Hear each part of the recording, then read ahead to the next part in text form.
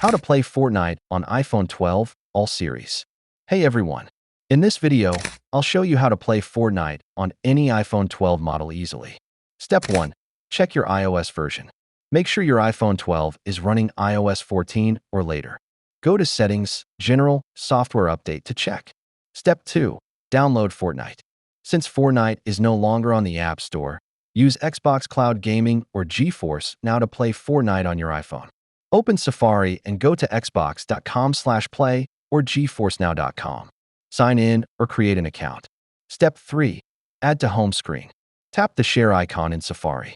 Select Add to home screen for easy access next time. Step 4. Connect a controller, optional. For better gameplay, connect a Bluetooth controller like the Xbox or PlayStation controller.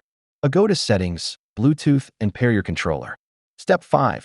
Launch Fortnite and play. Open the Xbox Cloud Gaming or GeForce Now app from your home screen. Select Fortnite and start playing instantly on your iPhone 12. Thanks for watching. If this helped, don't forget to like and subscribe for more gaming tutorials.